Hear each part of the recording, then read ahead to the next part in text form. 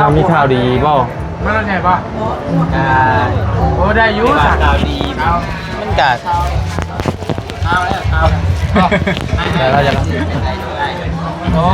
ที่ว่าข่าวดีผมมันกัดชื่อว่าน่ะคือ15อะไรไปคือทางเมสเบล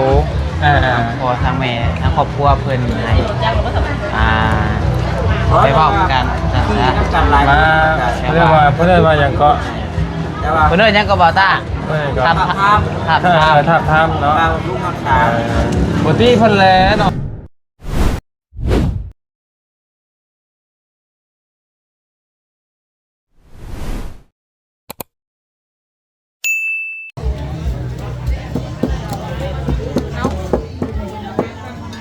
ไปดีเท้าเมื่อยว่าสู้ๆเด้อเป็นกำลังใจให้ฮักเก่านะนี่เขาอยู่ดิเฮ้ยเอาพี่น้องเลยทักทายกับสบายดีและสวัสดีพ่อแม่พี่น้องเนาะเบิดกุศลสุขคนพี่น้องเลยยินดีต้อนรับเข้าสู่ช่องของหมอยาวอีกคือเก่าหรือว่าหมอยาวซาแนลเด้อพี่น้องเด้ออนาพอดีทั้งหมอยาวเองอยู่เพื่อนอยู่ท่านในงานบุญคือเก่าพี่น้องยังไม่ได้ไปใส่เมื่อยพี่น้องเนาะพูดแต่ว่าเมื่อยทางกำแพงกำลังตำต้องให้เนาะทั้งน้องพอดีทั้งน้องต้ากับน้องเมย์น้องวิวน้องนิ้วน้องปัชชัยมาร่วมงานทำบุญน้ำทั้งข้าพ่อผู้ที่คนร่วงรับไปเนาะพี่น้องเนาะดีมกดีใจที่น้องๆนุ่งๆมาทำงานสร้างพี่น้องเลยเนาะตำ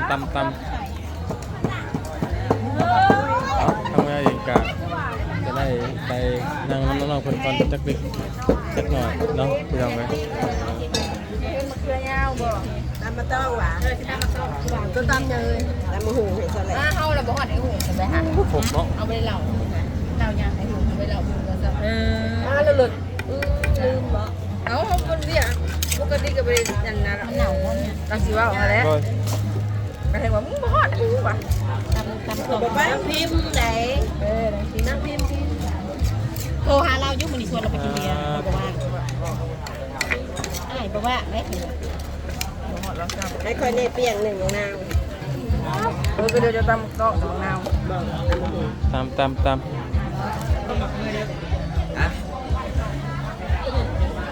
จะแปะอยู่บ่ล่ะสบายดีสบายดีเด้อเอาอันเจ้าการเราไปกับตู้เฮานี่มาเด้อมากินกับเดินเด้อพาอ้ายมีหมองเวได้ฮะมาอ้ายพาน้องเวลาเพิ่นบ่มีเมียกันเนาะหมองเวได้เห็นว่าเพิ่นบ่มีลูกมีเมียก็9 โมง 10 โมงอยู่บ่พาว่าเพิ่นมาก็ได้คลิปนี้ดันคลิปหรือดันอย่างอื่นคลิปไประวังเลย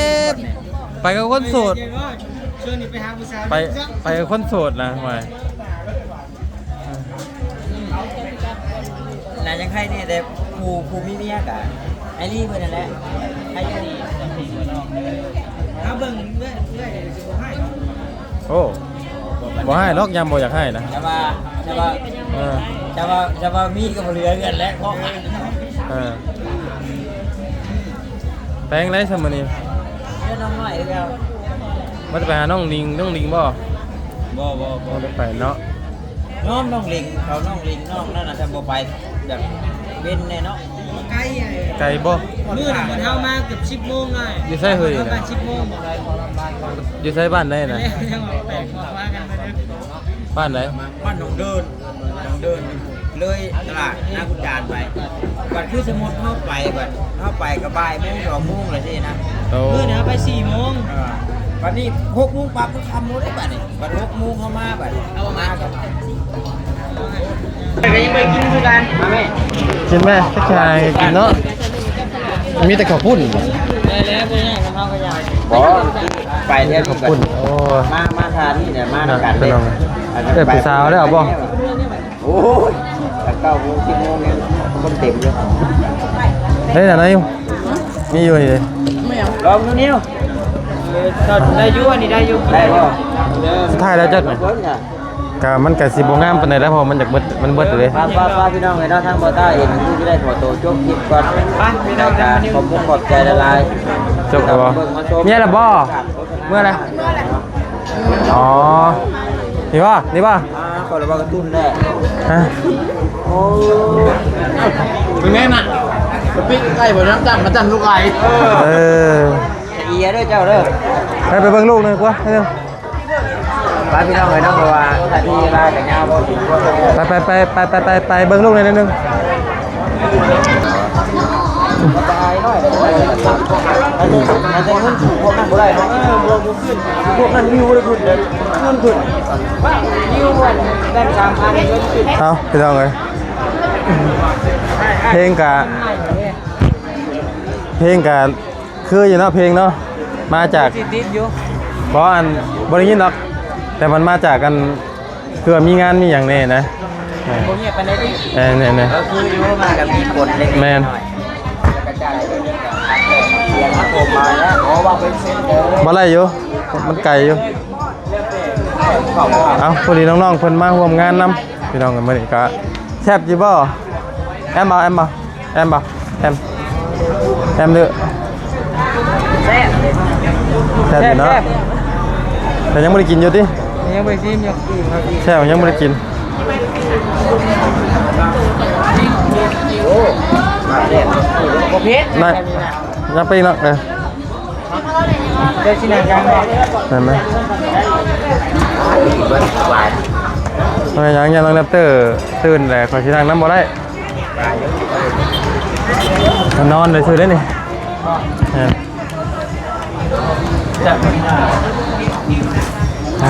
เตอ ได้กินได้อยู่สั่ง พอได้ห่อนเลยจะกินทมิตนะมันสิประมาณไหนคือมันเป็นน้ำมันเจ็บปากปะ เอาไปเก็บซุปโป่ง เอ๊ะเนี่ยสิวเป็นใจก็เป็นพี่น้องเลย ซุปโป่งแล้วมันรีด มาแม่บ่พอกับคุณอ่ะ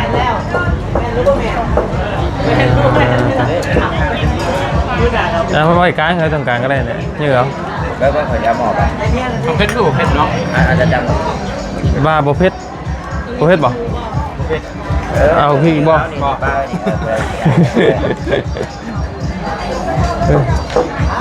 ก็เอาพี่น้องเลยเนาะสบายดีและสวัสดีได้พี่น้องเด้อบัดทุกคนพี่น้องเลยก็ยังดีแต่ว่าทั้งตูกลานเนาะเป็นมาซอยพี่น้องเลยซอยมาเก็บมาเสิร์ฟก็ถือว่าซอยได้ลายเลยพี่น้องเลยร่างสวยร่างซ้ำกับมีแต่เขาเล็กน้อยเท่านั้นแหละผู้ได้จบงานผู้ได้สั่งเอาให้เขาก็ได้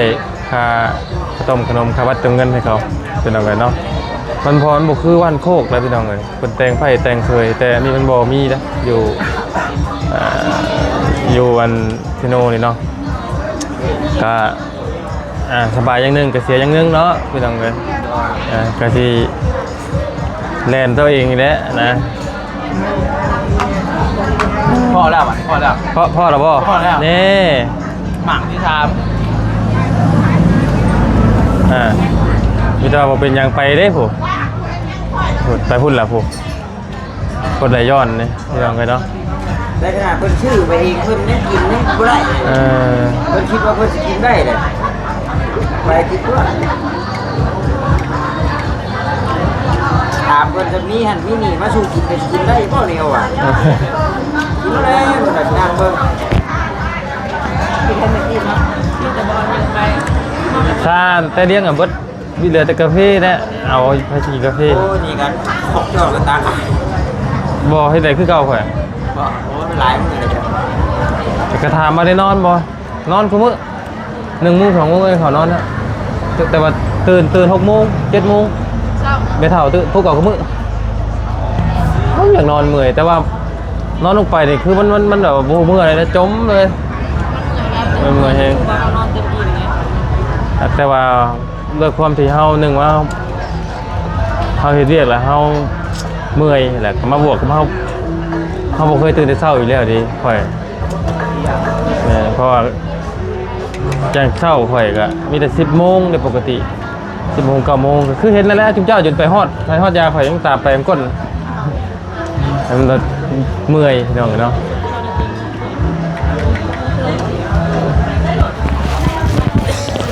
เป็นอะไรเฮ้ยใช่ป่ะ แซ่บ ผักนี่เพียง แซ่บอยู่ว่าตำมะฮุง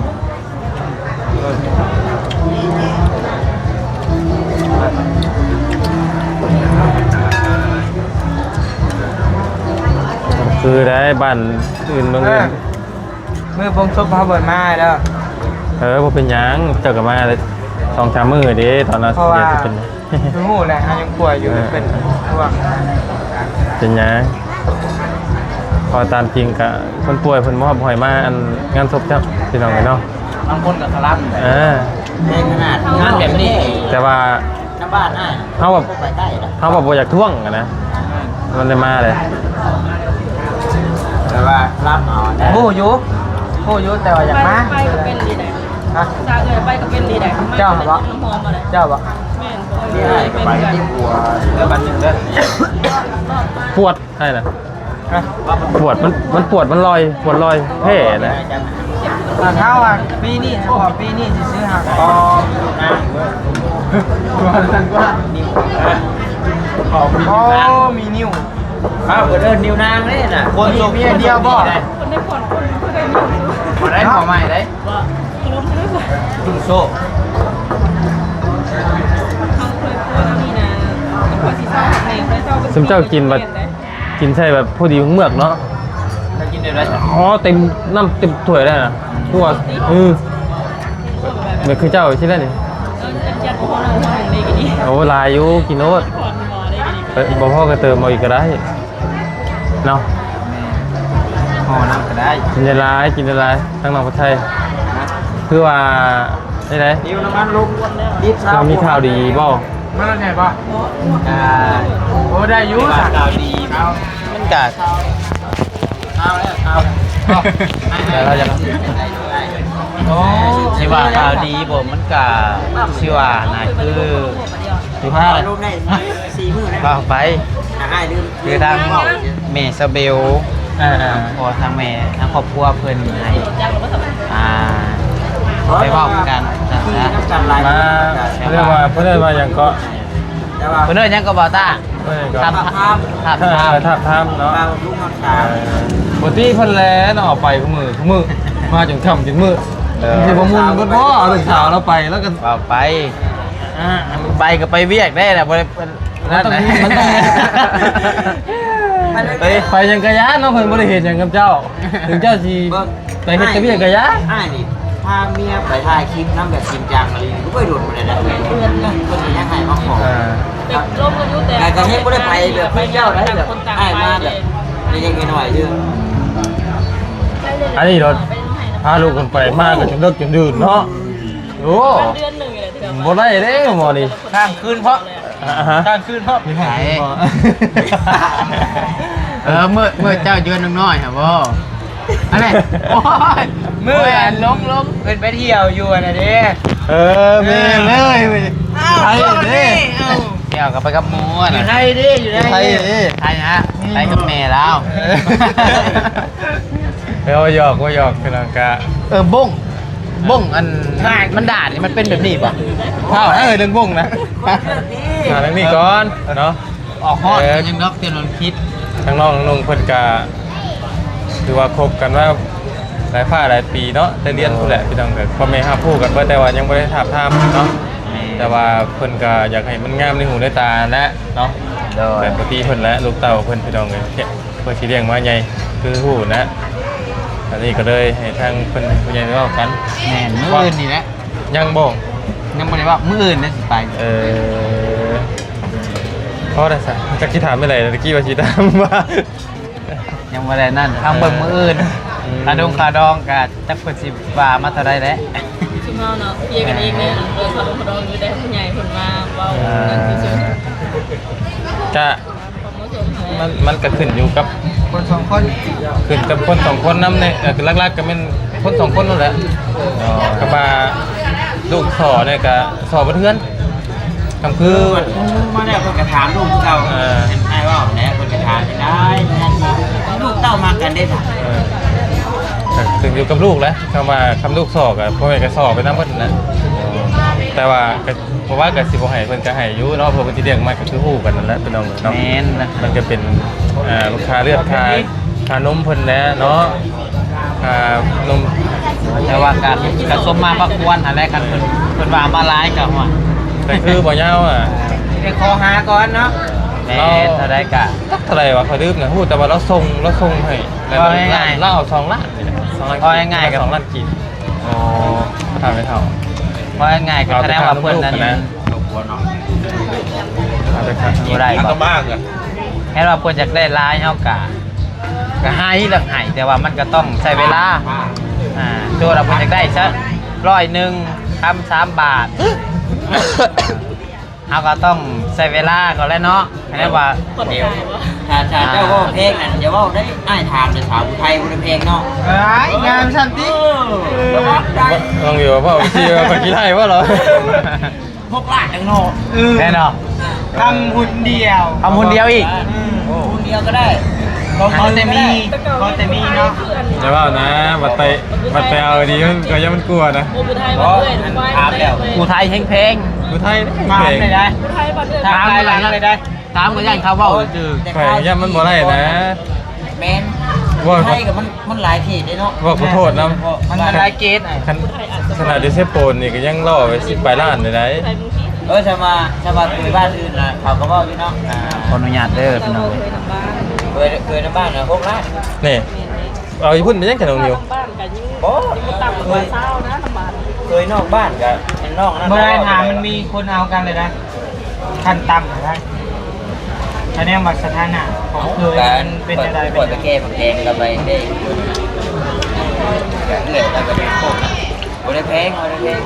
คนเดินบางนะพี่น้อง กล้วย เนาะ น่ะบ่มีแล้วแต่ว่ามันหายากแล้วกล้วยเขามีแล้วมันก็เลยเปลี่ยนเอาง่วง เนาะ มีแล้ว เบิร์นนี่เป็นไปทาบทามเนาะว่าเป็นทำอยู่ร่วมกันแล้วน้องกันเนาะก็ทำไปมาหาสู่กันอยู่ร่วมกันนอนร่วมกันก็ได้นอนเพื่อนน้องคนไทยก็ได้บ่หรือว่าเป็นน้องคนไทยไปน น้ อ อน งขอว่าบริโภคเนี่ยเดือดเลย บ่ ไล่เหรอวะ พอเลยสิแตก ไล่บ่ล่ะไปชีวิตเรือ เขายังรออยู่เอ้า หลักไปคือเก่า เต็มคอแล้วพริกกระดิ่งหายกระดิ่ง บ่ ปุ๊บเลยเลย เขาบอกจังไงกันยังสิแตกอีก3 เดือนนะก็เลยบอกอยากว่าจะว่าเห็นเคยสูงแล้วอ่ะถามแต่งหรือจะมาอยู่เลยเอาไว้ซื้อกับเงินอยู่ประเทศมาเลยพอแล้วแต่มาอยู่ไม่ได้คนนั้น ก็ใครอยู่แต่ว่าบ่ไกลเนาะใครอยู่เราใส่บ่ไกลพอดีแบบบ่ไกลเข้าไปเข้า อยู่ มา ได้ก็ได้นะ พอไก่บินตกพอไก่บินตก ใกล้ดีกับบ่คักได้ข่อยน่ะพอดีเท่านี้แหละใกล้ดีกับมันสิช่างกันอยู่ใกล้กันกะ พ่อแม่นะ บ้านยังก็ได้ยินนำกันนะก็ แล้วนี่ได้ผู้ดีงาม สำนี่แหละพอดี ไก่ดีกับเพื่อน ไกลก็โอ้ยากคือหมู่คู่ไปเนาะยาก ไก่มาเพื่อนมาเย็น ชาวบ้านเฮากับบ้านโคกไปนี่ก็พอดีบ่งั้นบ่ใกล้อย่างเลยเนาะพอดีครับ สามซิโนไปดงเย็นนี่กะได้อยู่นี่ แต่ว่าก็นักเติบจะได้เห็นว่าบ่อะไรหรอก จะเป็นจะไปเอาไผ่ดงหัว นะเอาน้องน้อยเด้ เอ๊ะ นิ้วน้อย นิ้วหน่อยในคอมเมนต์นะ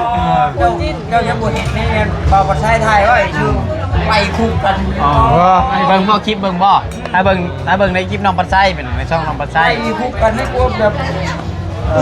แบบผู้บ่าวผู้สาวเลยได้แบบแหววจำไม่คอดใส่กันได้ แต่ว่าพบประธานนี่จริงจ้ำสิ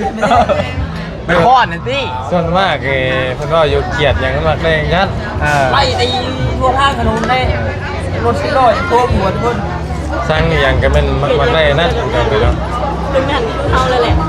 แต่ยังน้อยตีกันยิกตะตะบือ เว้าบ่ได้เลยเนาะ แต่กันยังไงวะ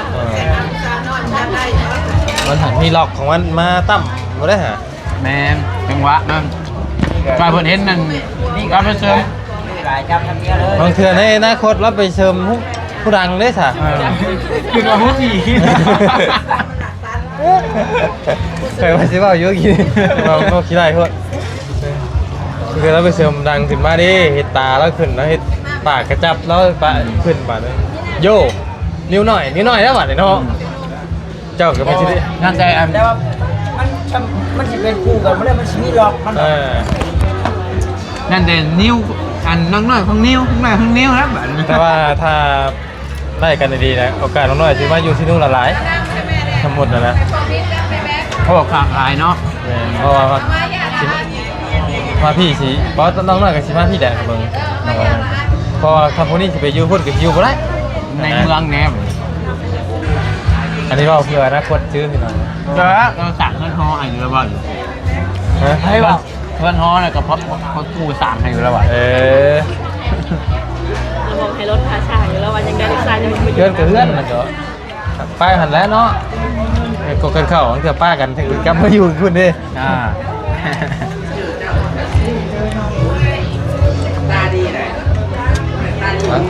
แซ่บพี่น้องเนาะ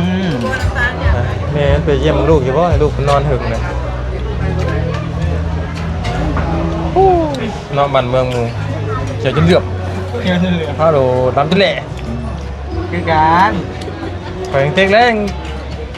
ยิงยาวเลยวะ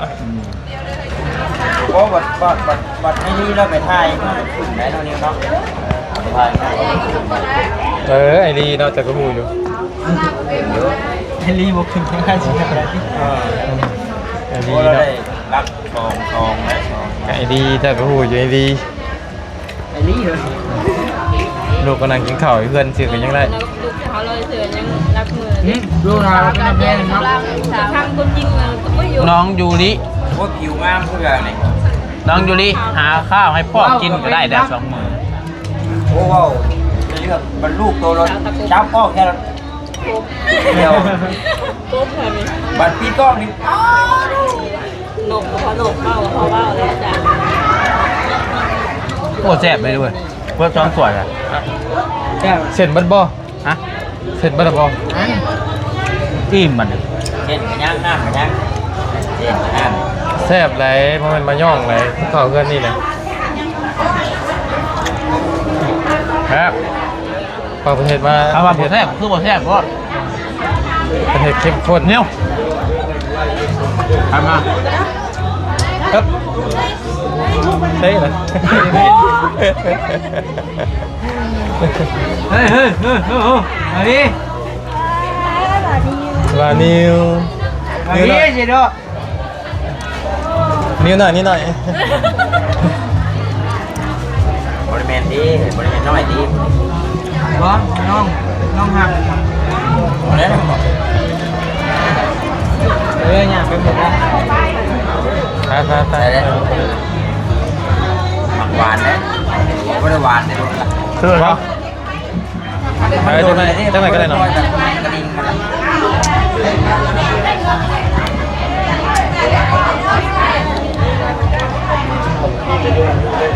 เพิ่มแม่ผัดไทยอีก เอาอีกบ่บ่ เอาลงไปทางนั้นเลยได้เลย ลองทั้งเก่าได้บัดนี้พอแล้ว หวานร่วมยุ่งไปกินอีก เอาพอได้มาเบิ่งมือนี่ไม่เท่าเบิ่ง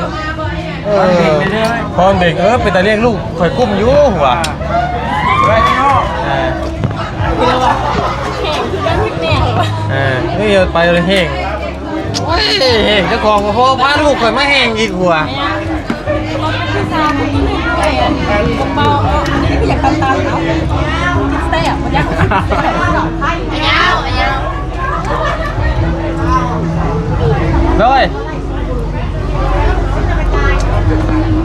ให้เอาเท่าไหร่โอ้หน่อยเท่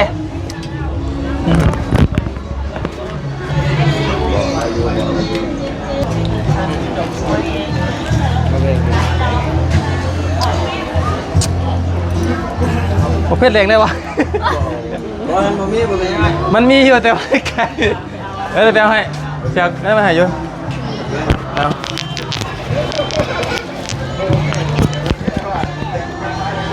เอาซาพี่น้องเลยทางมายาเองก็จะได้จบก่อนเนาะ เจ้าของนะว่า มันยืดมันยาวครับแต่มีแต่ว่า ยินดีครับเด้อ ฮะ ยินดีตรงหน้าเด้อขอบใจหลาย ยินดีตรงหน้า ๆ เนาะ ฟังเบิ่งนี่แหละจักสิเป็นแนวใดนี่ก็ได้ เป็นได้ ฮะ เป็นได้ จักคนมันสิออกมาแนวใด คำว่ายังไงนี่คำว่าผลมันออกมาทนักเนี่ยจะพร้อมไปเลยบ่ เฮ้ยต้องว่ามันจุงกลางแม่เฮ้ย เนาะ สู้แม่เฮ้ยมันก็บ่แม่นว่าไปนะก็ได้ว่ามันนักกะจะไปหั่นแหละไปหาเงินถ้ามันนักก็ไปหาเงินพี่น้องเอ้ย เห็นคือในคลิปเดินลูกเคยมาที่เคยนั่งอยู่ใกล้ บ่เท่าติดตามนี่ดิว่าที่บ่เท่าไม่เท่าติดตามนี่ดิ เราจักเราไม่ได้เบิ่งข่อยหรอก นี่ไว้เด้น่ะ เราไม่ได้เบิ่ง ว่า ว่า คันละเพิ่น ลูกเคยกับยับลงแดดยับบ่ยอมไปเลย แลนเนาะเมื่อเลยเฮาบ่อยู่แล้วเด้อมือโอเฮ็ดทอดให้เด้อฮะร้อยหน่อยแลเลยดีครับดูแลเลย เพราะคนเข้าใจแค่ที่เพื่อ บอกได้เนาะเตรียมไว้เลย ผู้ เนาะ คนเธอผู้คนบอก ก็มันแลนไปยังหมดเนาะมึงจะเมื่อแห้งกว่าเฟกอีกเป็นแล้วพี่ยังไง ผู้คนเข้าใจเขาแค่ยุ่พี่น้องเนาะ จังแล้วจะสิเป็นอะไรกันจังวะ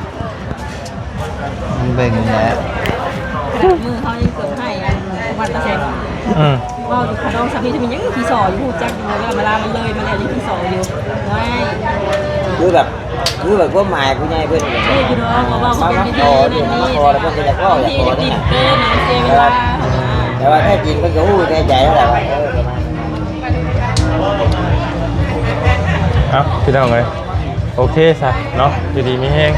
เบิดกุศลทุกคนพี่น้องเลยเนาะก็ผมเข้าใจน้องนุ่งอยู่หลายเด้อที่มาร่วมงานเนาะขอบใจหลายขอให้อยู่ดีมีแห้งขอให้ปังๆเฮงๆตรงๆเนาะ การเนาะ โดยก็บ่ยาวยังบ่ได้ไปใช้หรอกพี่น้องก็คือว่าอาทิตย์นี้2อาทิตย์นี้ถือว่าอยู่เฮือนเพราะว่าบ่ได้แล้วนี่มื้อนี่ก็ยังเบิดมื้อนี่ เก็บนั่นนี่เพื่อพักผ่อน เก็บเครื่องกับมื้อนึง2มื้อพุ่นนี่ก็สิเลย เมียนเพื่อนเมียนชาติ กล้าบ่เด้อมื้อนี่สิแม่นเครื่องนี่เนาะมื้อนี่สิแม่นพี่น้องมาสดเชยร่วมอัน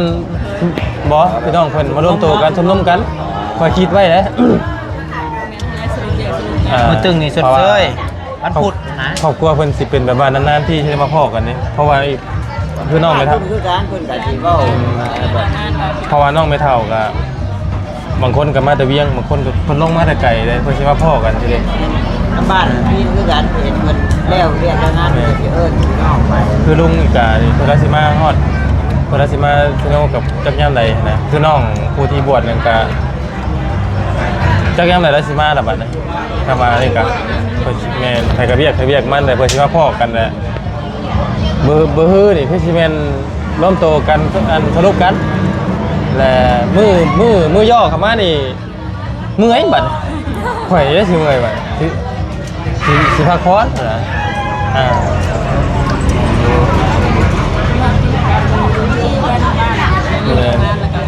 ยังมี2-3 มื้อพุ่นแหละสิได้ไปเวียกพี่น้องเนาะ